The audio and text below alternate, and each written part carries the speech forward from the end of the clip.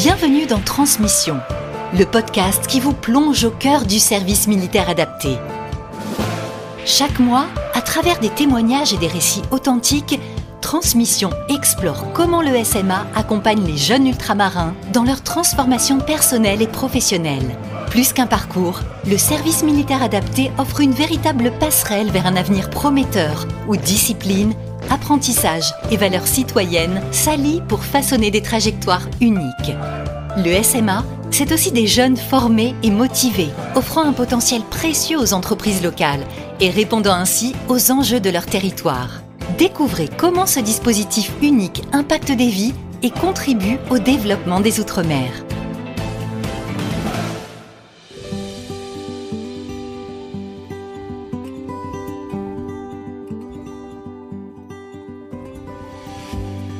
À plus de 15 000 km de la métropole, le service militaire adapté poursuit la même mission, former et insérer les jeunes ultramarins.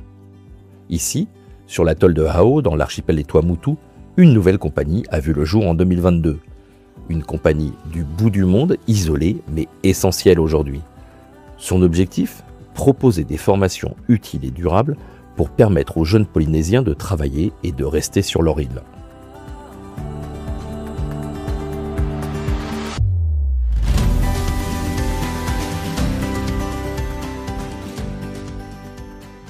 Le capitaine Emmanuel, officier adjoint à la 4e compagnie, le résume simplement. Montrer à ceux qui viennent des Tuamotu qu'avec ce qu'ils ont aujourd'hui, ils peuvent en fait réussir et ils peuvent avoir et mettre en place un métier avec ce qu'ils ont sur leur atoll.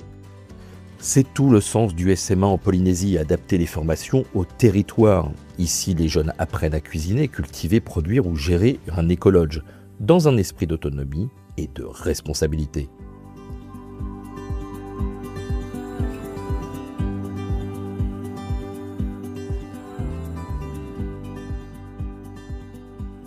Mon capitaine, bonjour. Est-ce que, pour commencer, vous pouvez vous présenter ? Très bien, donc bonjour, oui, donc je suis le capitaine Emmanuel, donc je suis actuellement officier adjoint à la 4e compagnie de formation professionnelle de Ho, donc Ho étant un atoll des Tuamotu, de l'archipel des Tuamotu en Polynésie française. Est-ce que vous pouvez nous raconter les débuts de cette 4e compagnie à Ho ?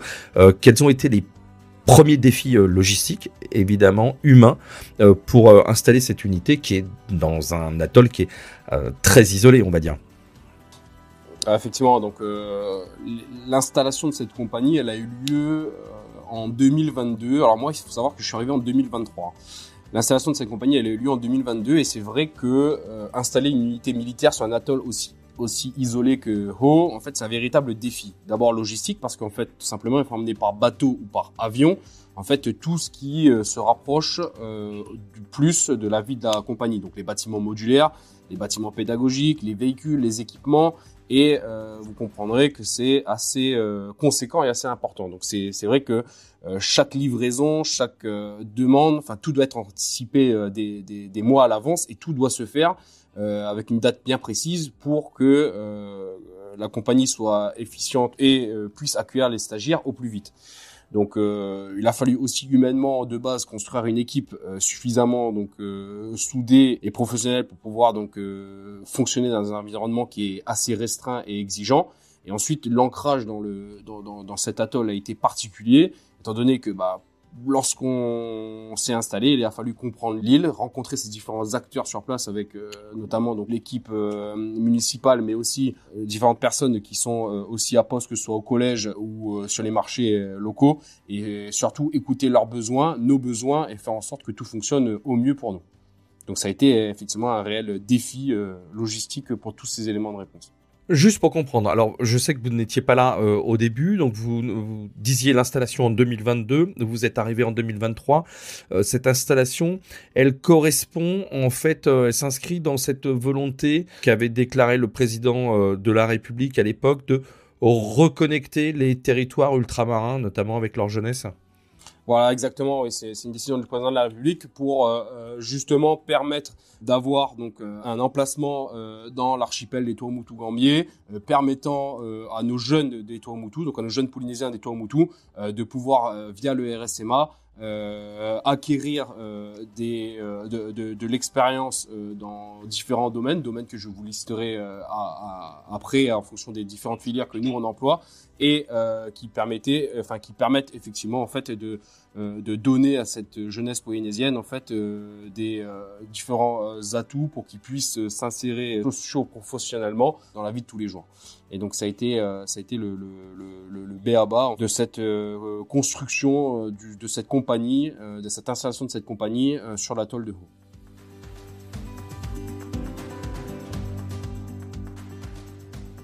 Alors aujourd'hui, vous proposez, je crois, 4 filières multitechniques. Est-ce que vous pouvez nous les décrire et pourquoi ce sont ces filières-là qui sont installées à Ho? Oui, bien sûr. Donc, alors, il faut savoir qu'on fonctionne par 2 sections avec 4 filières. Les 4 filières sont les suivantes. Donc, je vais lister par section. Dans une section, vous retrouvez 2 filières. Multitechnique signifie que l'intéressé, donc le marsouin, étant le jeune qui s'inscrit à la compagnie ORSMA et qui va y suivre la formation, donc pourra soit être dans la section 1, soit dans la section 2. Dans la section 1, vous retrouvez 2 filières. La filière APR, donc agent polyvalent de restauration, et la filière ARC, agriculture en région chaude. Dans la deuxième section, vous retrouvez donc les ENR, énergie renouvelable, et les GEL, GEL, donc la gestion en écologe. Donc si on s'attache à la première section, donc avec les 2 filières, APR, donc agent polyvalent de restauration, c'est tout ce qui se trouve autour de la cuisine, que ce soit donc cuisiner, travailler en restauration, petite main, grande main, faire le service à table, commander, etc. Donc en fait, c'est tout ce qui touche de près ou de loin à la restauration.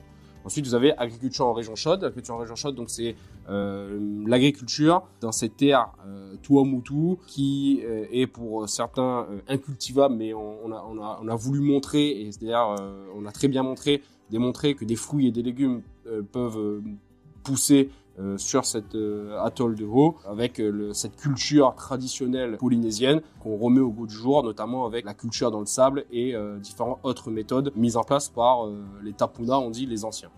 Ensuite, on a les énergies renouvelables. L'énergie renouvelable, c'est tout ce qui est autour donc de la construction, de mise en place de panneaux solaires pour pouvoir travailler avec l'énergie verte et l'énergie bleue, alors que ce soit des panneaux solaires ou des panneaux photovoltaïques, ou également donc des éoliennes, avec la production d'électricité et la mise en place d'un système électrique à l'intérieur d'une maison, donc avec les bases bien sûr.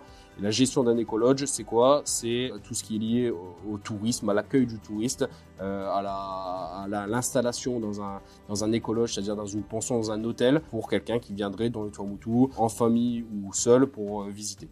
Donc c'est bien ces 4 filières qui sont proposées à nos jeunes aujourd'hui dans ces Tuamotu. Pourquoi celle-là? Parce qu'en fait, on voulait qu'elle soit liée effectivement donc à cette énergie bleue et verte pour se tourner vers l'avenir, entretenir, cuisiner, produire, protéger. En fait, c'est vraiment viser l'autonomie, on va dire, alimentaire en mélangeant ces différentes filières, avoir cette vision de transition énergétique et mettre en place aussi ces métiers d'avenir. Montrer à ceux qui viennent des Tuamotu qu'avec ce qu'ils ont aujourd'hui, ils peuvent en fait réussir, et ils peuvent avoir et mettre en place un métier avec ce qu'ils ont sur leur atoll. Et pour aller plus loin, avoir ce métier, mais je vois dans la démarche ce côté éco-responsable, ce côté tourné vers l'avenir, mais en même temps qui est très pragmatique parce que très adapté à la région. Vous en parlez pour l'agriculture, sur les écolodges, donc en prévision d'un développement touristique. Tout ça est très pensé pour que derrière il y ait quelque chose de concret.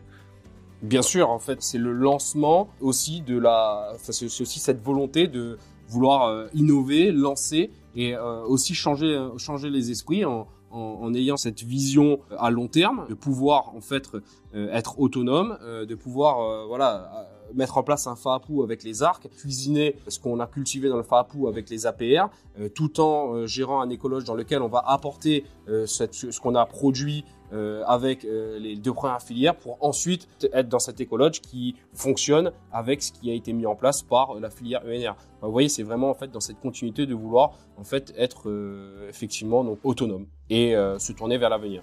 Et vous parlez de polyvalence utile. Oui. C'est une clé de l'insertion dans cette zone. Effectivement, en fait, ici, un jeune, il est appelé à faire plusieurs choses dans la même journée. Il doit être capable, le matin de réparer un groupe électrogène, le midi de cuisiner pour les 40 soldats qui ont travaillé, qui ont travaillé le matin, qui ont travaillé la journée.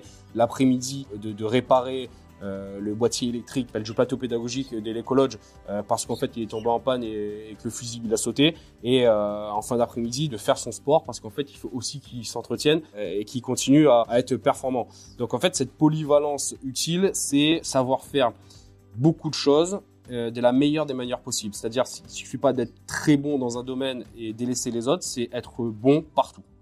Voilà la polyvalence utile, et c'est une polyvalence qui permettra aussi à nos jeunes, qui vont retourner chez eux ensuite dans les autres archipels des Tuamotu ou ailleurs, en fait, de pouvoir, à partir de pas grand-chose, s'en sortir et innover, créer et peut-être lancer eux-mêmes leur patente, leur entreprise.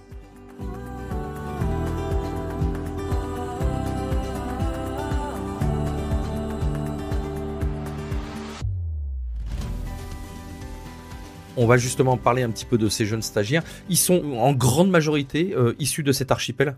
Il faut savoir que en fait, la 4e compagnie de formation professionnelle HAHO n'est pas la seule compagnie du RSMA. Donc il y a d'autres compagnies qui existent actuellement. Donc on a effectivement donc les compagnies qui sont sur Aroué, sur la portion centrale, donc à Tahiti même. Il y a une compagnie qui se trouve aux Marquises, à Ivaoa, et une autre compagnie qui se situe donc à Tubuai. Effectivement, donc on essaye au maximum de recruter des jeunes qui viennent de l'archipel des Tuamotu pour venir sur Hau. Comment vous organisez le quotidien dans cette compagnie? Quelle relation il y a une relation bien évidemment militaire, j'entends, que vous entretenez avec vos stagiaires. On est loin de tout. C'est une vie d'archipel aussi qui est, je suppose, particulière. Comment ça se passe? À savoir, effectivement, donc vous l'avez dit, c'est bien sûr, donc on reste militaire avant tout, donc avec un emploi du temps donc très structuré, avec donc le matin le rassemblement, ensuite le sport et le différent travail par filière avec les différents stagiaires.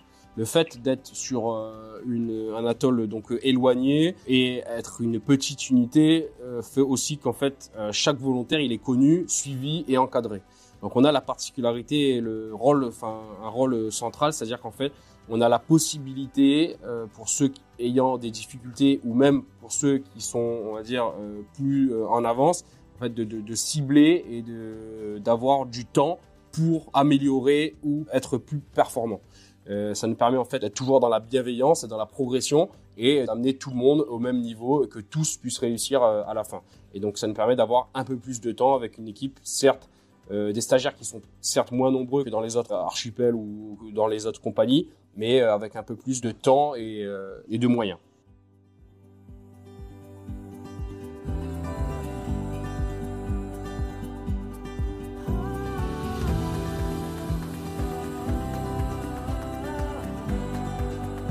On est en Polynésie, c'est une terre de tradition. La mer est très présente, la terre aussi, bien évidemment, la communauté, la famille. Et donc les jeunes vivent dans cette idée, dans cet esprit depuis leur plus jeune âge. Est-ce que ça influence, ça touche votre pédagogie? Est-ce qu'il y a des choses sur lesquelles vous vous adaptez? On est effectivement avec des Polynésiens et la culture polynésienne, qui est une très belle culture, fait partie intégrante en fait de la formation. Il est vrai que on a on s'adapte bien sûr, mais en fait c'est une adaptation qui est naturelle.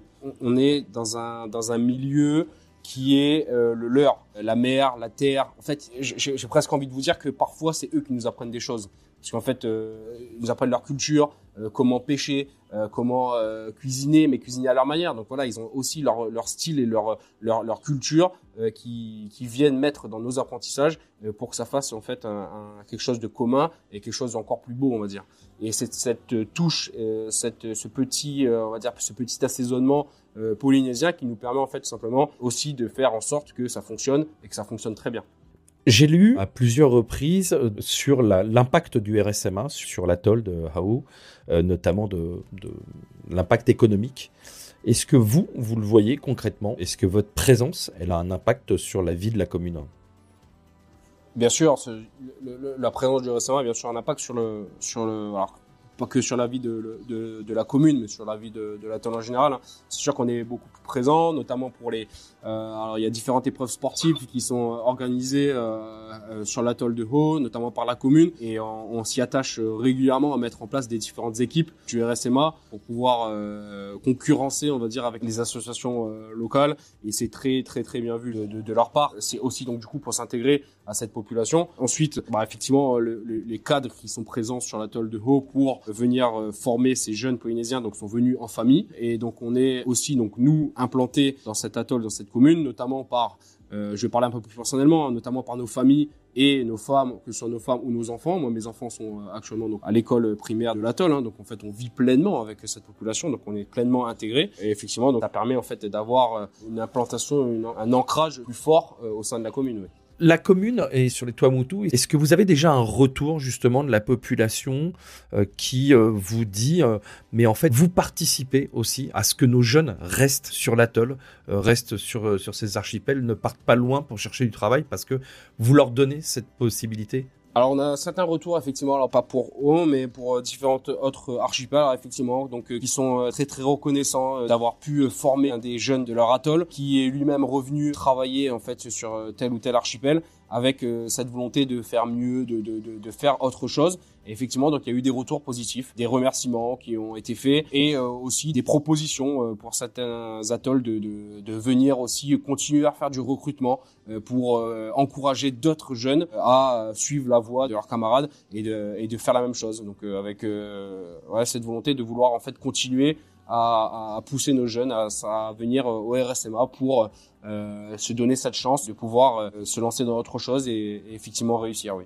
Ouais, on a vraiment l'impression que c'est une chance pour eux, mais c'est une chance aussi pour l'atoll de bénéficier de cette formation. Alors justement, à propos aussi des populations, vous travaillez, on parlait de la commune, vous travaillez avec les structures locales, vous travaillez avec des associations pour tout ça? Alors on travaille avec particulièrement avec les différents magasins, parce que au quotidien, certes, on se fait livrer énormément de choses par bateau ou aussi par avion, mais principalement par bateau, avec les différents amateurs qui viennent livrer sur l'atoll, avec différentes commandes avec différents magasins de Tahiti, mais on travaille aussi avec les magasins locaux, notamment pour la matière première, du pain, des œufs, des produits qui seraient amenés à nous manquer pour les différentes filières, notamment pour la filière restauration ou pour la filière gestion en écologe. Et ce désir de vouloir travailler avec eux et de vouloir faire en sorte qu'en fait ce marché local fonctionne est très très bien vu aussi. Effectivement, et je pense que c'est essentiel. On se doit aussi de faire en sorte que en fait ces marchés locaux fonctionnent avec nous. Pour terminer, mon capitaine, et c'est à titre beaucoup plus personnel, comment vous vivez, vous, cette expérience d'officier adjoint d'une compagnie à l'autre bout du monde, avec des stagiaires qui ne se sont pas engagés dans l'armée, mais que vous formez, que vous allez remettre ensuite dans la vie civile. Qu'est-ce que ça représente pour vous? Moi, c'est une très très belle expérience. Je ne connaissais absolument pas cet atoll. Je connaissais bien sûr le RSMA, je ne connaissais pas cet atoll. Alors moi, c'est avec une immense fierté aujourd'hui que je vois ces jeunes réussir, ces jeunes qui sont d'ailleurs très très reconnaissants à chaque fois pour le travail apporté qui est fait pour eux. Il est vrai que c'est très atypique d'être sur cet archipel éloigné et de travailler, on va dire, au bout du monde et d'avoir cette mission. Mais c'est une mission très très noble et très très très intéressante. Je suis particulièrement ravi de pouvoir l'accomplir et j'encourage à le faire et à s'investir au maximum pour qu'en fait ces missions soient une belle réussite.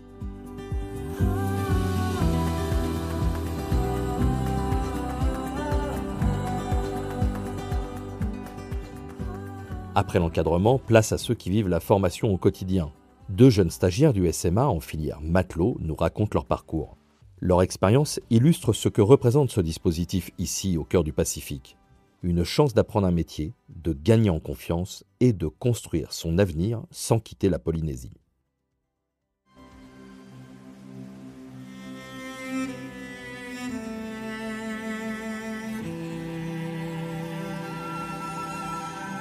Alors moi je m'appelle Riri Ringmana, j'ai 21 ans. Je suis originaire de Tahiti, précisément dans la commune de Paia. Moi j'ai décidé de rejoindre les RSMA par rapport aux formations qu'ils proposent et tout ce qui va avec. les avantages et tout, le PMI. Ça, j'ai rejoint le RSMA. Moi, je me présente, Massoin Blairava, je suis originaire de Mooréa. J'ai décidé de rejoindre le RSMA en filière matelot pour trouver du travail dans le maritime. Pour moi, ce qui m'a le plus surpris ici, c'est l'encadrement. Parce que du coup, ça m'a poussé à sortir de ma zone de confort et à devenir un peu plus ouverte. Une journée type, c'est arriver tôt, plutôt mouvementé le matin, parce qu'on se réveille vraiment très tôt. Du coup, ça a été riche en découvertes, en aventures, en rencontres, en connaissances et beaucoup de souvenirs. Du coup, ça a été une riche expérience avec le RSMA. Moi, le changement par rapport à mon expérience et tout, le changement par rapport au physique, expérience, ça m'a apporté plus de confiance en soi.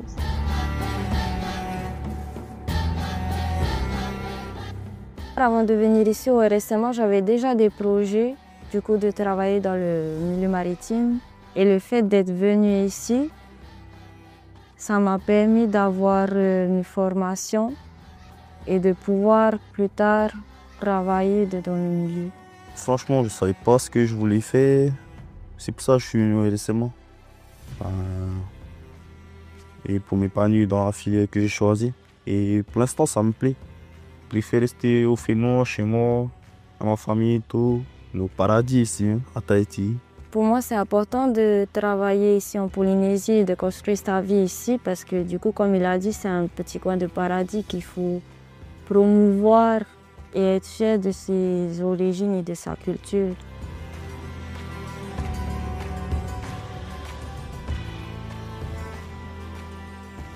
On a déjà eu des contacts avec 2 entreprises déjà qui nous ont proposé un CDD et un CDI. Du coup, ce n'était pas avec le RSMA, mais grâce au RSMA et grâce à la formation qu'on a eue, on a pu avoir un travail. Nous, on a trouvé un contrat à Mooréa, au même endroit, en tant que matelot et futur capitaine si possible. On attend les résultats du CPL, PCM. Et une fois qu'on a les résultats, on verra si on nous mettra capitaine sur les bateaux. Et on pourra être un peu plus polyvalent, comme faire les tours en pirogue avec les clients sur les motos, la visite de l'île.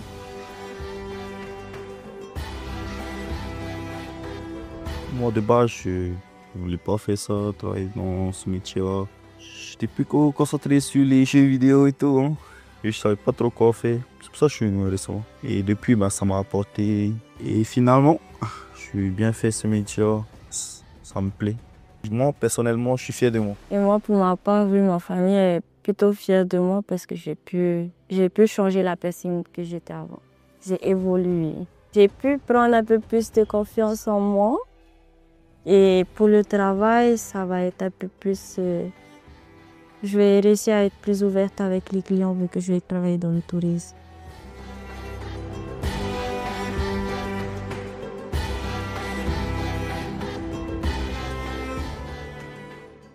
Et vas-y frère, t'as rien à perdre, tout a gagné. T'as des formations, t'as le PMI en plus, gratuit, juste les passer les formations et tout. Et au final, quand t'as fini, t'as un contrat qui t'attend à la fin. Du coup, c'est que du bénéfice, t'as rien à perdre, du coup, lance-toi.